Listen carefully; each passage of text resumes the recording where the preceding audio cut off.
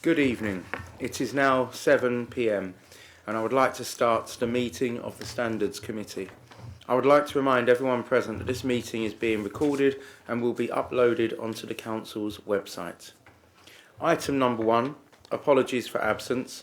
I have not received any apologies this evening. Are there any apologies? No, Chair, everybody's here. Okay, thank you. Item 2, minutes. Do members approve the minutes from the last Standard Committee meeting? Thank you very much. Item number 3, declarations of interest. Does anyone wish to declare a declaration of interest? Okay. Item number 4, ethical framework update report. The report can be found on pages 7 to 18 of the agenda. As Appendix 3 to this report is exempt, if members wish to discuss this appendix, we will need to go into exempt session. Can I ask Helen Nichol to present this item, please? Thank you, Chair. Good evening, members. As introduced, this is the ethical framework update. So this is the report that we bring to each and every Standards Committee. So the period of reporting in this report before you this evening is from the 8th of July 2025 to the 10th of November 2025. And what it does is just report to you about declarations that there have been in relation to gifts and hospitality, declarations of interest that have been made at meetings, and also update on code of conduct complaints and the stage that they have reached.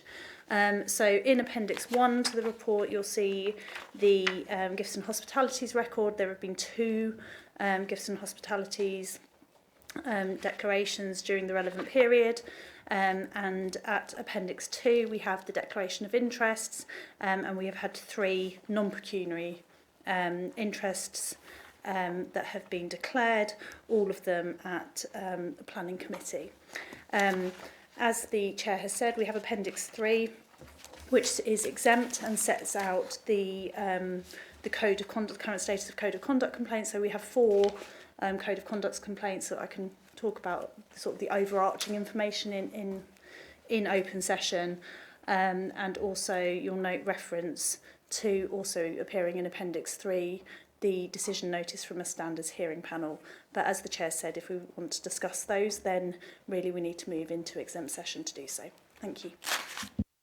Thank you, Helen. Firstly, does any member have any questions or comments about items in this report that are not exempt and can be in open session? Is that yourself, Councillor Kent? Thank you. Thank you, Chair. Appendix 2, I was just, if you're looking at the last 2 declarations of interest, the body of it is saying exactly the same. Has that been an error in making the agenda? Because I didn't know if they've not copy and pasted correctly the information given, because if you read the information, it's the same for both councillors, and there's different names on the councillors. I just wanted that clarified, please. Absolutely, that looks to be an error in terms of the formulation of the report, but what I will do, if it's okay with the committee, is I will take that away, and if I can report back to you in email about what the correct information is for the 3rd councillor listed there. Certainly there was an interest, but yes, you're absolutely right that there is a duplication there of information. Thank you, Councillor Kent. Any other member have any questions regarding the open part of the agenda? Yes, please, Mr. Clark. Likewise, Appendix 1, is that it's got the same date? Is that the same information twice, 2 separate transactions, or just duplication? Sorry, are you in Appendix 2, Mr. Clark? Appendix 1. Appendix 1? Yeah. No, so there are 2 councillors, so there are 2 councillor Kents, and it relates to attendance at the same event, which is why the dates are the same. So there isn't duplication on that one. It's just in relation to Appendix 2. Thank you very much for that. So, if there are no other comments on the open part of the agenda. Oh, yes, please, sir. Just on Appendix 1, again, it's good to see there has been some declarations. How do we ensure that's complete and everyone is declaring correctly? Certainly. So regular reminders are sent out by Democratic Services to all members, reminding of them of their obligations to declare any gifts and hospitalities and interests. I believe that goes out on a monthly basis. Six monthly basis, asking for those declarations. It's also part of the code of conduct that we ask members to essentially sign up to at the point that they are appointed as members, and with those reminders. So there is an element of us being reliant on members then making those declarations. We also make sure at any training and member training that we do, that we are saying to members that if you're unsure, to come to us with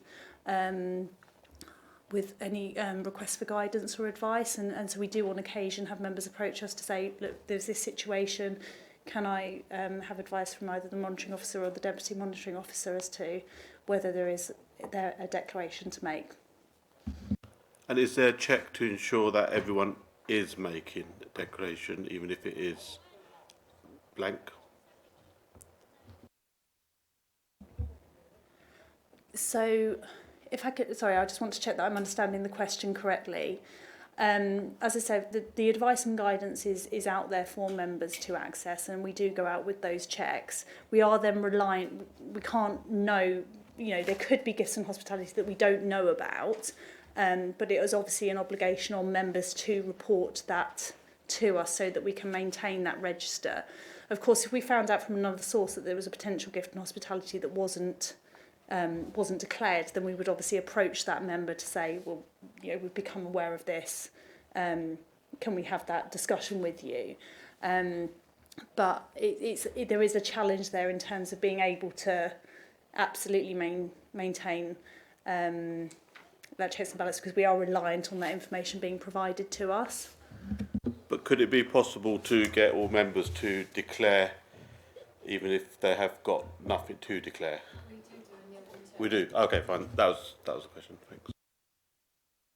Sorry, can I add a follow-up question to that? Is there a mechanism where members can come and declare without being asked on a 6 monthly basis upfront? Yes, absolutely. I'd need to check exactly what the Constitution says, but I believe it's within 28 days of receipt of the gift and hospitality that they have to declare to us. That's what the requirement is. So absolutely, members should be doing that on a regular basis, reviewing whether they have received any gifts and hospitality and then reporting it to us accordingly. We obviously then send out those reminders at 6 monthly intervals. Thank you very much for those questions. So unless anyone else wishes to come in now, I will ask Jenny Shade to suspend the recording.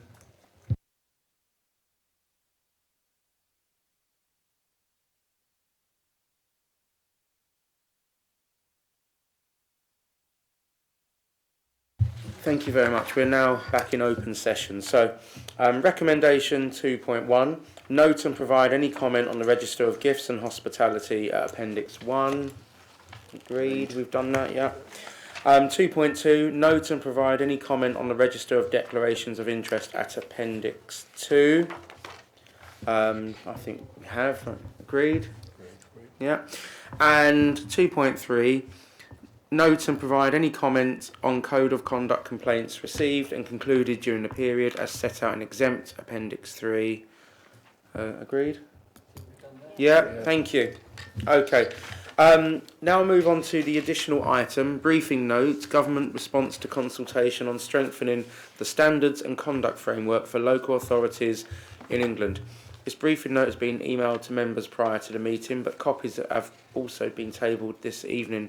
Can I ask Helen Nichol to present the item, please? Thank you, Chair. So the morning after the Standards Committee agenda was published last Monday, the government consultation outcome went live. So we wanted to bring that to the committee as soon as possible, which is why the chair has kindly allowed us to bring it as a briefing note item. So, as members may recall, in December last year, when the government published the white paper on devolution, there was also a section around strengthening the standards and the conduct framework. The government then went out to a consultation that closed, I believe it was in February 2025. If members were members of the committee in the last municipal year, they might recall that this matter and the consultation response came before the committee in terms of formulating Thurrock's response to it. But I'm also conscious, I believe, that members individually were responding to the consultation. So the government has now published the outcome of that consultation. And set out what they are proposing going forward, which is a significant legislative reform to standards and conduct frameworks. It's obviously quite a detailed document, but in 4.2 of the briefing note, we've set out the key highlights for members. So, firstly, that there will be a mandatory code of conduct, which includes a behavioural code for all local authorities. That all principal authorities will be required to convene a formal standards committee. At the moment, under the current provisions in the Localism Act, all a code of conduct needs to do is essentially set out the Nolan principles. Obviously, this council has gone further than that and adopted the LGA's model code of conduct, but it will be a statutory requirement going forward once legislation is brought forward. There will also be a requirement to offer individual support for both the complainant and the subject counsellor during a code of conduct investigation. There will be introduction of a right of review that will be conducted at the authority level for both the complainant and the subject member to request that the case is reassessed, and the grounds for that will be set out in legislation. There will be powers for authorities to suspend elected members for up to 6 months for serious breaches of the Code of Conduct. There will also be the option to withhold allowances during any suspension period, and the option of premises and facilities bans. Where allegations involve police investigation, then the legislation, we are told, will introduce powers to suspend elected members on an interim basis for periods of 3 months that are then subject to review. If elected members are subject to the maximum period of suspension more than once within a 5-year period, then there will be a disqualification criteria introduced by legislation. And lastly, that there will be introduction of a new national appeals function, as long as the authority's internal processes for right to review have been exhausted. So a fundamental shift in terms of the standards and conducts framework. Clearly, there's going to be either significant amendment to existing legislation or introduction of new legislation. That will likely take some time. Certainly in terms of looking at the consultation outcome, there's still significant engagement the government says it wants to do with authorities prior to introducing legislation. And then, of course, once we have a draft bill, it has to make its way through the houses and be adopted into law. So while that happens, the existing framework will subsist, and the existing, obviously, code of conduct and process as set out in our constitution will continue to apply. As officers, we need to be alive to the changes, so we'll be keeping a very close watching brief on it. We'll happily report back to Standards Committee once we have a bit more of the detail as to what it is that's being proposed and the stages that we're at.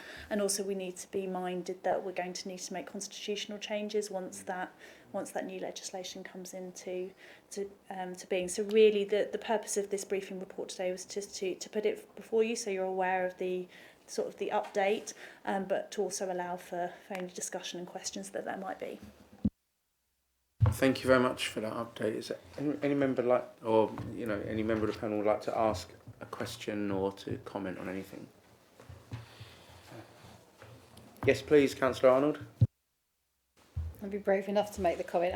It's welcome news, definitely.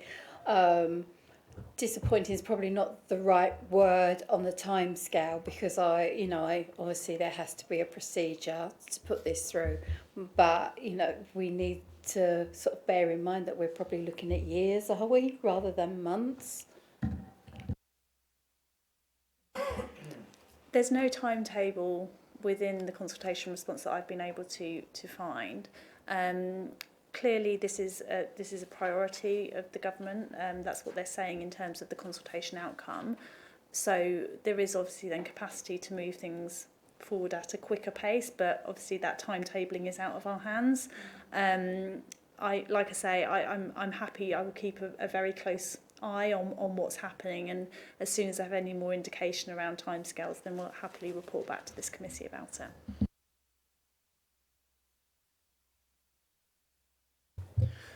Okay, thank you very much. So I now move on to the recommendations that we note the government's response to its consultation as set out in this note and appendix. Agreed? Agreed. Item 5, the work programme. The work programme can be found on pages 19 and 20 of the agenda. Do members have any comments?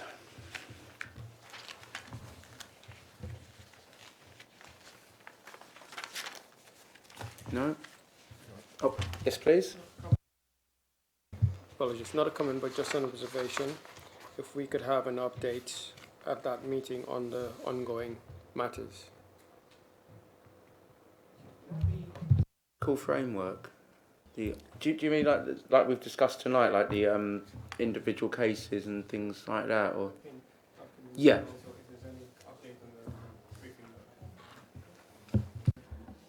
Yes, absolutely. So as part of the ethical framework, we'll bring back an update on gifts and hospitality, declarations of interest, and also code of conduct matters within the period preceding that item. And yes, happy to add that we bring back an update on any outcomes from the consultation response. Any other comments? Okay. So, that concludes the business of the meeting this evening, and I now declare the meeting closed at 8 p.m. Thank you, everybody.